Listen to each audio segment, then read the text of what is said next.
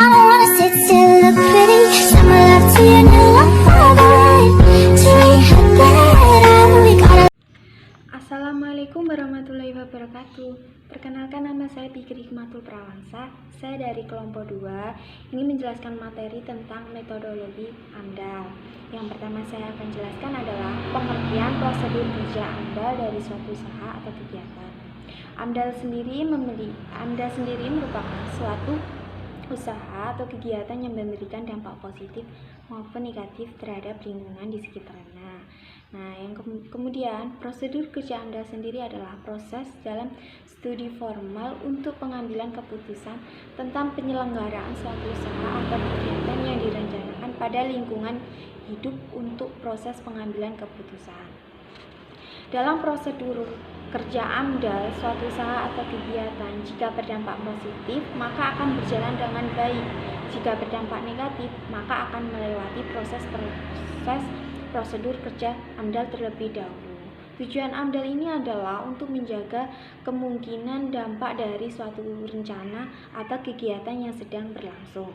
Nah, AMDAL sendiri di Indonesia menerapkan beberapa instrumen, yaitu pengelolaan dan pengendalian dampak lingkungan. Nah, instrumen ini adalah untuk persyaratan permohonan izin dari suatu usaha atau kegiatan yang akan dilakukan. AMDAL di Indonesia mengenal beberapa instrumen. Yang pertama, PEDAL atau pernyataan dampak lingkungan. Yang kedua, KADAL atau kajian dampak lingkungan. Yang ketiga, STUDAL atau studi analisis dampak lingkungan. Dan yang terakhir adalah AMDAL, analisis dampak lingkungan. Kemudian prosedur kerja AMDAL menurut peraturan pemerintah nomor 27 tahun 1999 tentang AMDAL. Yang saya akan jelaskan adalah proses penampisan atau screening. Proses penampisan disebut juga dengan proses seleksi wajib AMDAL yang merupakan suatu rencana kegiatan wajib AMDAL yang harus dipenuhi. Nah, dalam proses penampisan ini dilakukan dengan sistem penampisan satu langkah. Karena apa? Untuk memberikan analisis mengenai dampak lingkungan atau memberikan langkah untuk memilih rencana pembangunan yang harus dilengkapi. Karena apa? Langkah ini sangatlah penting untuk proyek berjalannya AMDAL. Hal ini berkenaan dengan perencanaan biaya dan waktu. Dengan adanya proses penampisan ini diharapkan kepedulian masyarakat terhadap lingkungan menjadi lebih peka dan lebih berwaspada terhadap lingkungan di sekitarnya. Selanjutnya akan membahas tentang proses pelingkupan. Nah, pelingkupan itu sendiri dapat diartikan sebagai pemusatan pandangan. Di dalam AMDAL, pelingkupan dapat diartikan sebagai proses menemukan atau menetapkan dampak penting yang akan terjadi pada sebuah rencana kegiatan. Nah, pelingkupan itu sendiri bertujuan untuk membatasi penelitian AMDAL pada hal yang penting untuk pengambilan keputusan. Perlu diketahui bahwa penyusunan AMDAL seringkali dibatasi waktu pelaksanaannya. Di samping itu, dana penelitian sering menjadi kendala. Dengan demikian, adanya pembatasan waktu dan biaya, tim AMDAL harus mengadakan seleksi atas komponen lingkungan yang akan diteliti, yaitu hanya komponen-komponen lingkungan yang akan mendapatkan dampak yang nyata atau penting. Tujuan dari adanya pelingkupan itu sendiri yaitu yang pertama, untuk menetapkan wilayah studi dan batas waktu perkiraan dampak. Yang kedua, mengidentifikasi dampak penting terhadap lingkungan. Yang ketiga, menetapkan tingkat kedalaman studi sesuai dengan sumber daya yang tersedia, waktu, dana, dan tenaga. Yang keempat, menetapkan lingkup studi dan rekayasa studi secara sistematik. Yang selanjutnya adalah manfaat dari pelingkupan. Manfaat dari pelingkupan yang pertama yaitu langsung mengarahkan pada hal-hal yang menjadi pokok bahasan secara mendalam. Yang selanjutnya menghindari menghindari timbulnya konflik dan tertundanya kegiatan pembangunan proyek, dan yang terakhir, penyusunan AMDAL dapat berlangsung dengan lebih terarah. Yang selanjutnya adalah proses pelingkupan. Proses pelingkupan yang pertama yaitu mengidentifikasi dampak potensial.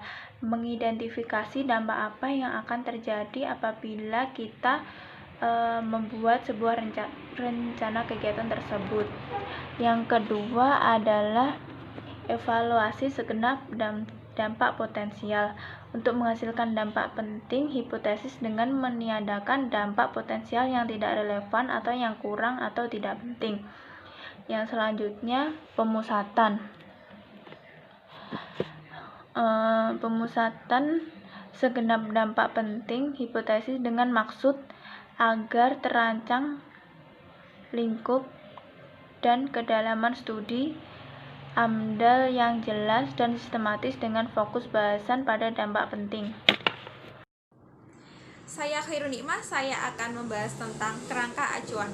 Kerangka acuan atau sering disingkat menjadi KA AMDAL ialah ruang lingkup AMDAL yang merupakan hasil pelingkupan yang telah disepakati oleh Permakasa atau penyusun AMDAL dengan Komisi AMDAL. Jadi, Permakasa ialah orang atau badan usaha yang bertanggung jawab atas suatu rencana usaha atau kegiatan yang akan dijalankan.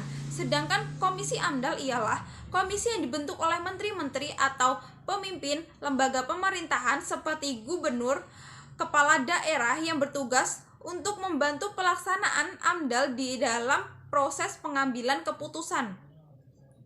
Untuk tujuan kerangka acuan itu yaitu sebagai perumusan ruang lingkup dan kedalaman analisis dampak lingkungan, serta mengarahkan AMDAL agar berjalan efektif dan efisien sesuai dengan biaya, tenaga, dan waktu yang telah disediakan.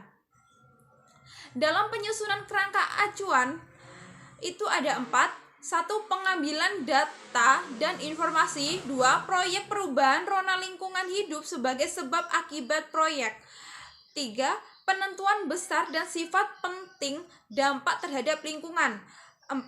Rekomendasi atau saran lanjut atau tidaknya suatu proyek yang akan dijalankan atau bisa disebut dengan keputusan. Dalam isi-isi kerangka acuan itu ada 6 bab. Bab 1 adanya pendahuluan yang berisikan tentang latar belakang dan tujuan kegiatan. Bab 2 ada ruang lingkup. Ruang lingkup berisikan tentang lingkup rencana proyek, lingkup lingkungan hidup awal, isu-isu pokok, sampai lingkungan wilayah studi. Bab 3 adanya metode studi yang berisikan tentang metode pengumpulan dan analisis data, metode pemikiran dampak besar dan penting, dan metode evaluasi dampak. Bab 4 adanya pelaksanaan, yaitu dari Permakasa, penyusun studi AMDAL, biaya dan waktu. Bab 5 adanya penutup dan daftar pustaka. Bab 6 adanya lampiran. Terima kasih. Yang selanjutnya yaitu tentang analisis dampak lingkungan. Analisis dampak lingkungan yaitu sebuah dokumen yang isinya tentang telaah cermat terhadap dampak penting yang akan terjadi pada sebuah rencana kegiatan. Dampak-dampak penting yang sudah teridentifikasi di dalam dokumen kerangka acuan AMDAL lalu ditelaah dengan metodologi yang sudah disepakati secara cermat. Tujuan dari telaah ini yaitu untuk mengetahui besaran dampak yang akan terjadi. Jika besaran dampak telah diketahui, maka langkah berikutnya yaitu melakukan penentuan sifat penting dampak tadi dengan memakai cara melakukan perbandingan antara besaran dampak dengan kriteria-kriteria yang sudah ditetapkan oleh pemerintah. Selanjutnya, tahap kajian yaitu evaluasi pada keterkaitan antara dampak yang satu dengan dampak yang lain.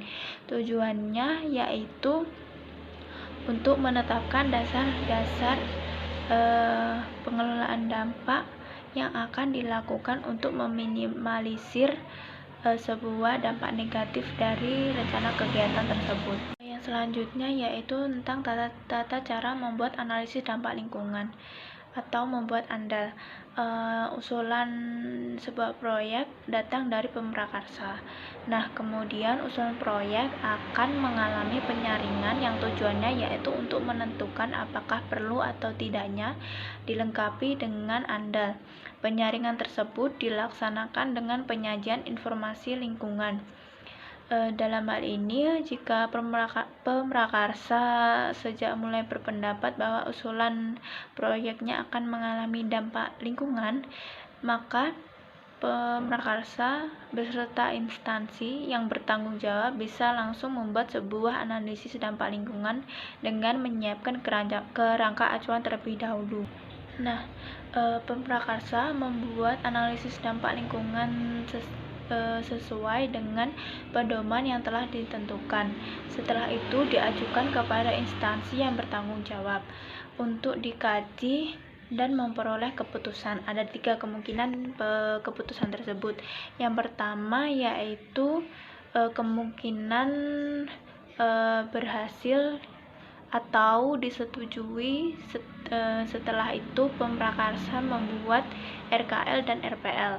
Nah, keputusan kedua yaitu AMDAL ditolak karena masih dianggap kurang sempurna atau kurang lengkap, karena itu perlu dilakukan perbaikan dan diajukan lagi.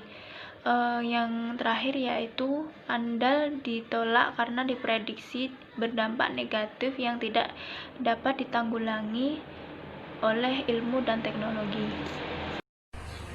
Saya Haifah Khairunisa akan menjelaskan tentang Rencana Pengelolaan Lingkungan (RKL) dan Rencana Pemantauan Lingkungan atau RPL. Yang pertama, Rencana Pengelolaan Lingkungan atau RKL adalah mengendalikan dan menanggulangi dampak penting lingkungan hidup yang bersifat negatif serta memaksimalkan dampak positif yang terjadi akibat dari suatu usaha tersebut. Upaya-upaya tersebut dirumuskan berdasarkan hasil arahan dasar-dasar pengelolaan dampak yang dihasilkan dari kajian AMDAL. Uraian Rencana Pengelolaan Lingkungan atau RKL meliputi yang pertama, faktor lingkungan yang terkena dampak. Bisa dilihat dari faktor sosial ekonomi, sosial budaya, dan lain-lain. Yang kedua, sumber dampak. Menguraikan tentang komponen kegiatan yang dapat menjadi sumber dampak tersebut. Yang ketiga, bobot dan dampak, yang merupakan sebagai tolak ukur ringan atau beratnya suatu dampak tersebut. Yang keempat, upaya pengelolaan lingkungan. Selanjutnya, Rencana Pemantauan Lingkungan atau RPL adalah dokumen yang memuat program-program pemantauan untuk melihat perubahan lingkungan yang disebabkan oleh dampak-dampak berasal dari rencana suatu usaha. Hasil pemantauan ini salah satunya digunakan untuk mengevaluasi efektivitas upaya pengelolaan lingkungan yang telah dilakukan. Uraian Rencana Pemantauan Lingkungan atau RKL meliputi yang pertama, jenis dampak penting. Uraian tentang dampak penting atau dampak lainnya yang dipantau. Yang kedua, faktor lingkungan yang dipantau. Yang ketiga, tolak ukur dampak. Yang keempat, lokasi atau uraian tentang tempat untuk memantau dampak tersebut. Yang kelima, periode pemantauan atau waktu pemantauan. Assalamualaikum warahmatullahi wabarakatuh. Perkenalkan, nama saya Devi Silaturahim. Di sini saya akan menjelaskan yang keenam, yaitu pelaporan. Pada akhirnya, setelah semua pekerjaan selesai, ditulislah hasil penelitian pada laporan. Pada umumnya, laporan terdiri atas 3 bagian, yaitu ringkasan. Yang pertama, ringkasan eksekutif atau executive summary. Yang kedua, laporan utama atau main report. Dan yang ketiga adalah lampiran atau appendix. Laporan utama diperuntukkan bagi para pelaksana proyek dan teknis yang memerlukan kerangka terperinci. Laporan harus dipertanggungjawabkan secara ilmiah, baik isi maupun format, dengan bahasa yang tepat, dimengerti dengan mudah oleh berbagai pakar ya tentunya. Hal ini mengingat karena AMDAL bersifat lintas sektor dan harus dipelajari oleh pakar berbagai bidang. Dan yang terakhir saya akan menjelaskan tentang kesimpulan. Jadi kesimpulan dalam makalah tersebut yaitu analisis mengenai dampak lingkungan atau juga disebut dengan AMDAL merupakan pengkajian terhadap suatu usaha atau kegiatan yang akan diberikan dampak positif atau negatif terhadap lingkungan. Pengkajian atau kajian ini akan terlebih dahulu mengkaji usaha atau kegiatan tersebut. Jika berdampak positif, maka akan berlanjut atau terlaksana, dan jika berdampak negatif, maka akan melalui beberapa prosedur AMDAL terlebih dahulu tentunya. Tentang prosedur AMDAL usaha atau kegiatan di NKRI di Indonesia, prosedur AMDAL sudah diatur pada Peraturan Pemerintah Nomor 27 Tahun 1999 tentang AMDAL. Proses kerja AMDAL, Peraturan Pemerintah Nomor 27 Tahun 1999 tentang AMDAL, yaitu yang pertama yaitu tentang proses penampiasan atau screen, dan yang kedua adalah pelingkupan atau scoping, dan yang ketiga adalah kerangka acuan analisis dampak lingkungan atau KANDAL, dan yang keempat analisis dampak lingkungan atau ANDAL, yang kelima pengelola lingkungan dan rencana pemantauan lingkungan, ya, dan yang keenam terakhir yaitu pelaporan. Terima kasih. Sekian presentasi dari kelompok kami. Kurang lebihnya kami mohon maaf. Wassalamualaikum warahmatullahi wabarakatuh.